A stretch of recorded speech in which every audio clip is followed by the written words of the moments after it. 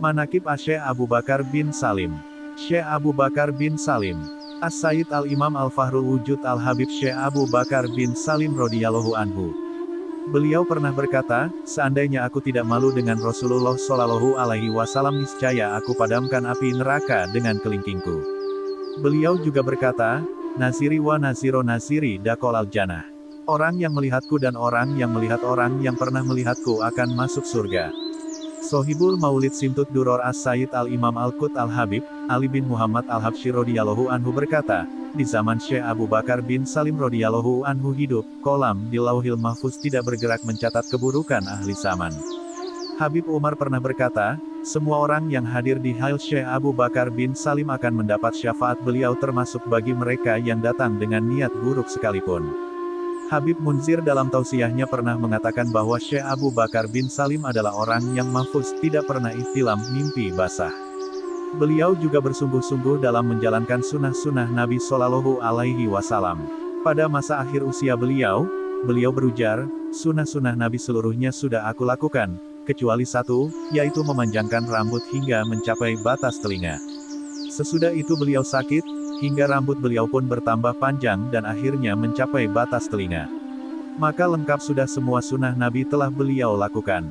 Katsib Padang Pasir, di makam Syekh Abu Bakar bin Salim radhiyallahu anhu. Terdapat di dalam pemakaman kota Inat Hadramaut, sebidang tanah yang terkenal dengan nama Katsib. Tanah ini terletak antara pintu masuk pemakaman dan kubah Syekh Abu Bakar bin Salim radhiyallahu anhu. Adapun kisah dari tempat ini adalah sebagai berikut. Syekh Abu Bakar bin Salim meninggal dalam pangkuan Yusuf bin Abid, salah seorang murid kesayangan beliau. Menjelang ajal sang guru, Yusuf bin Abid mengulang-ulang ayat berikut, Falamma qada Zaidu minha watara, Quran Surah Al-Ahzab ayat 37. Dengan harapan bahwa sang guru akan menyambut ucapannya itu dengan ayat kelanjutannya yaitu, Zawajna akaha, Quran Surah Al-Ahzab ayat 37. Yang maksudnya, sang guru bersedia menurunkan semua ilmu dan asrar yang beliau miliki kepada sang murid Yusuf bin Abid. Namun sang guru, Syekh Abu Bakar bin Salim, berkata, Wahai Yusuf, semua ilmu yang telah kuajarkan kepadamu penuh dengan keberkahan, adapun mengenai asrarku, andai kata aku tidak dapat menemukan seseorang yang pantas untuk menerimanya dari kalangan anak cucuku, maka aku akan tanam di bawah padang pasir Inat. Termasuk keutamaan tanah Katsib tersebut adalah sebagaimana yang diriwayatkan, sangat mujarab untuk mengobati penyakit. Sampai tanah Katsib tersebut menjadi rujukan manusia dari berbagai penjuru. Dikisahkan, seseorang datang menemui Al-Musnid Habib Umar bin Hafiz membawa air dalam botol yang diberi pasir Katsib, ingin meminta tambahan doa keberkahan dari Habib Umar bin Hafiz. Maka Habib Umar bin Hafiz berkata bahwa, sungguh pasir Katsib itu sudah jauh mencukupi, jauh lebih penuh keberkahan, dan doaku ini tidak ada artinya dibandingkan dengan kandungan keberkahan pasir Katsib itu. Manaqib beliau. Beliau lahir di kota Tarim yang makmur, salah satu kota di Hadramaut, pada tanggal 13 Jumadid Tsani, tahun 919 Hijriah. Di kota itu, beliau tumbuh dengan pertumbuhan yang saleh, di bawah tradisi nenek moyangnya yang suci dalam menghafal Al-Quran. Orang-orang terpercaya telah mengisahkan, manakala beliau mendapat kesulitan menghafal Al-Quran pada awalnya. Ayahnya mengadukan halnya kepada Syekh Al-Imam Syihabuddin bin Abdurrahman bin Syekh Ali. Maka Syekh itu bertutur, biarkanlah dia. Dia akan mampu menghafal dengan sendirinya dan kelak dia akan menjadi orang besar. Maka menjadilah beliau seperti yang telah diucapkan Syekh itu. Serta-merta, dalam waktu singkat, beliau telah menghatamkan Al-Quran. Kemudian beliau disibukkan dengan menuntut ilmu-ilmu bahasa Arab dan agama dari para pembesar ulama dengan semangat yang kuat, kejernihan batin dan ketulusan niat. Bersamaan dengan itu, beliau memiliki semangat yang menyala dan ruh yang bergelora. Maka tampaklah tanda-tanda keluhurannya, bukti-bukti kecerdasannya dan ciri-ciri kepimpinannya. Sejak itu, sebagaimana diberitakan Asyili dalam kitab Al-Masyra, Ar-Rawi, beliau membolak-balik kitab-kitab tentang bahasa Arab dan agama dan bersungguh-sungguh dalam mengkajinya, serta menghafal pokok-pokok dan cabang-cabang kedua disiplin tersebut. Sampai akhirnya, beliau mendapat langkah yang luas dalam segala ilmu pengetahuan. Beliau telah menggabungkan pemahaman, peneguhan, penghafalan dan pendalaman. Beliaulah alim handal dalam ilmu-ilmu syariat, mahir dalam sastra Arab dan pandai serta kokoh dalam segenap bidang pengetahuan. Dalam semua bidang tersebut, beliau telah menampakkan kecerdasannya yang nyata. Maka, menonjol karya-karyanya dalam mengajak dan membimbing hamba-hamba Allah menuju jalannya yang lurus. Semangatnya dalam menuntut ilmu dan beribadah. Sejak kecil beliau telah hafal Quran. Beliau menuntut ilmu dari Sayyid Umar Basyaiban, Al-Faqih Abdullah bin Muhammad Bamahramah dan Syekh Ma'ruf bin Abdullah Bajamal Asy-Syibami Ad-Duani. Beliau mempelajari Risalatul Qusyairiyah yang sangat terkenal dalam dunia tasawuf di bawah bimbingan Syekh Umar bin Abdullah Bamahramah. Beliau gemar menekuni ilmu pengetahuan, sampai-sampai beliau menghatamkan Ihya Ulumuddin Hujatul Islam Al-Ghazali sebanyak 40 kali dan menghatamkan kitab Fikih Syafi'iyah, Al-Minhaj karya Imam Nawawi sebanyak 3 kali. Di antara kebiasaan beliau adalah memberikan wejangan kepada masyarakat setelah sholat Jumat. Beliau banyak melakukan ibadah dan riyadhah. Pernah selama waktu yang cukup lama beliau berpuasa dan hanya berbuka dengan kurma yang masih hijau. Selama 90 hari beliau berpuasa dan sholat malam di Lembah Yabur. Dan selama 40 tahun beliau sholat subuh di Masjid Baisa, di kota Lis, dengan wudhu Isya. Setiap malam beliau berziarah ke tanah pekuburan Tarim dan berkeliling untuk melakukan sholat di berbagai masjid di Tarim, dan beliau mengakhiri perjalanannya dengan sholat subuh berjamaah di Masjid Baisa. Sampai akhir hayatnya beliau tidak pernah meninggalkan sholat witir dan duha. Sepanjang hidupnya beliau berziarah ke makam Nabiullah Hud sebanyak 40 kali. Setiap malam, selama 40 tahun, beliau berjalan dari Lis menuju Tarim, melakukan sholat pada setiap masjid di Tarim, mengusung air untuk mengisi tempat wudhu, tempat minum bagi para peziarah, dan kolam tempat minum hewan. Syekh Abu Bakar bin Salim adalah Syekh Islam dan teladan manusia. Pemimpin alim ulama, hiasan para wali, seorang yang amat jarang ditemukan di zamannya. Dai yang menunjukkan jalan ilahi dengan wataknya. Pembimbing kepada kebenaran dengan perkataannya. Para ulama di zamannya mengakui keunggulannya. Dia telah menyegarkan berbagai warisan pendahulu-pendahulunya yang saleh. Beliau pun dipuji sebagai titisan dari Hadrat Nabawi. Cabang dari pohon besar Alawi, alim Rabbani. Imam kebanggaan agama, Abu Bakar bin Salim Al-Alawi, semoga Allah meridainya. Hijrahnya dari Tarim. Beliau beranjak dari kota Tarim ke kota lain bertujuan untuk menghidupkan pengajian, memperbarui corak dan menggalakkan dakwah Islamiyah di jantung kota tersebut. Maka berangkatlah beliau ke kota Inat, salah satu negeri Hadramaut. Beliau menjadikan kota itu sebagai kota hijrahnya. Di kota itu beliau hidupkan dengan ilmu dan dipilihnya sebagai tempat pendidikan, pengajaran dan pembimbingan.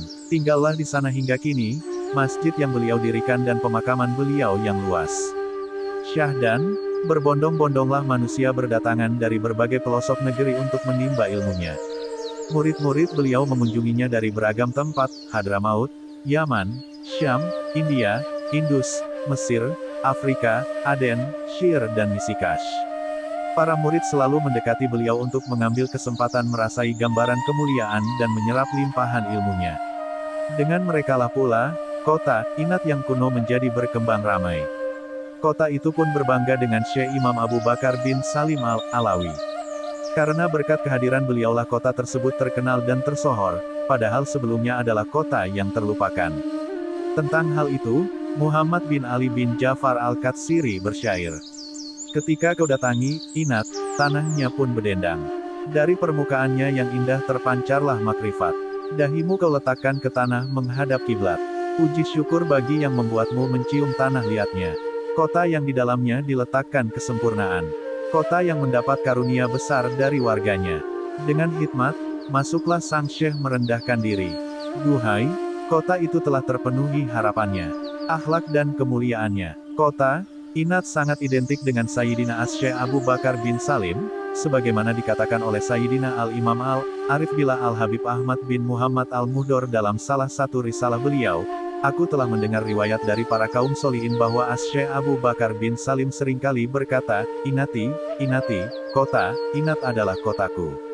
Sayyidina Al-Habib Al-Jalil Al-Alamah Hasan bin Ismail Al-Hamid menerangkan hal ini. Perkataan Sayyidina Syekh Abu Bakar bin Salim ini mencerminkan bahwa kota Inat berada di bawah pengawasan dan kekuasaan kewilayahan beliau. Barang siapa yang membuat kerusakan dan kemungkaran di kota Inat maka orang tersebut akan mendapatkan bencana dalam waktu yang singkat. Diriwayatkan dari Sayyidina Al-Imam Al-Jamil, Arif Billah Al-Habib Ahmad bin Muhsin Al-Hadar, sekali waktu aku pernah bermimpi berjumpa dengan Sayyidina As-Syekh Abu Bakar bin Salim. Dalam mimpiku tersebut, beliau menegur seseorang yang telah berbuat kemungkaran dalam kota. Ingat, tak lama dari mimpiku tersebut kedua orang yang ternyata masih berbuat kemungkaran tersebut mati tanpa sebab yang jelas. Syekh Abu Bakar bin Salim adalah seorang dermawan dan murah hati, menginfakkan hartanya tanpa takut menjadi fakir. Dia memotong 1-2 ekor unta untuk para peziarahnya, jika jumlah mereka banyak. Dan betapa banyak tamu yang mengunjungi ke pemukimannya yang luas. Beliau amat mempedulikan para tamu dan memperhatikan keadaan mereka, tidak kurang dari 1000 kerat roti tiap malam dan siangnya beliau sedekahkan untuk fukara. Kendati dia orang yang paling ringan tangannya dan paling banyak infaknya, dia tetap orang yang paling luhur budi pekertinya, paling lapang dadanya, paling sosial jiwanya dan paling rendah hatinya.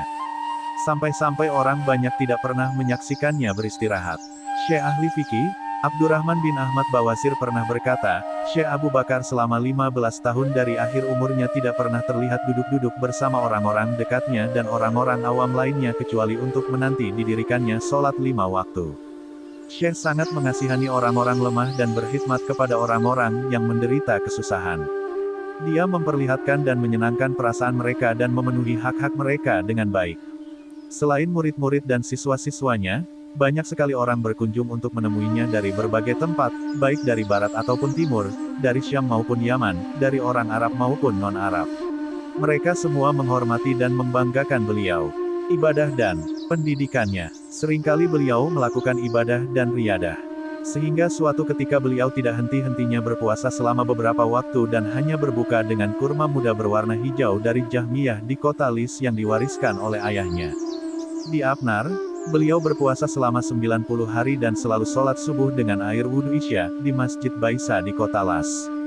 Dalam masa itu, setiap malamnya beliau berangkat berziarah ke makam di Tarim dan sholat di masjid-masjid kota itu. Di Masjid Baisa tersebut, beliau selalu sholat berjamaah. Menjelang wafat, beliau tidak pernah meninggalkan sholat duha dan witir. Beliau selalu membaca wirid-wirid tarekat, beliau pribadi mempunyai beberapa doa dan sholawat. Ada sebuah amalan wirid besar milik beliau yang disebut, Hizib Alhamdulillah wa Al-Majd, yang beliau diktekan kepada muridnya sebelum fajar tiba di sebuah masjid. Itu adalah karya terakhir yang disampaikan ke muridnya, Alama Faqih Syekh Muhammad bin Abdurrahman Bawasir pada tanggal 8 bulan Muharram tahun 992 Hijriah. Ziarah ke makam Nabi Hud alaihi salam adalah kelaziman beliau yang lain. Sehingga Al-Faqih Muhammad bin Sirajuddin mengabarkan bahwa ziarah beliau mencapai 40 kali. Setiap malam sepanjang 40 tahun, beliau beranjak dari Las ke Tarim untuk sholat di masjid-masjid kedua kota tersebut sambil membawa beberapa tempat minum untuk wudhu, minum orang dan hewan yang berada di sekitar situ. Ada banyak pengajaran dan kegiatan ilmiah yang beliau lakukan. Beliau membaca kitab Al-Ihya, karya Al-Ghazali sebanyak 40 kali. Beliau juga membaca kitab Al-Minhajnya Imam Nawawi dalam fikih Syafi'i sebanyak 3 kali secara kritis. Kitab Al-Minhaj adalah satu-satunya buku pegangannya dalam fikih. Kemudian beliau juga membaca Ar-Risalah Al-Qusyairiyah di depan gurunya, Syekh Umar bin Abdullah Bamahramah.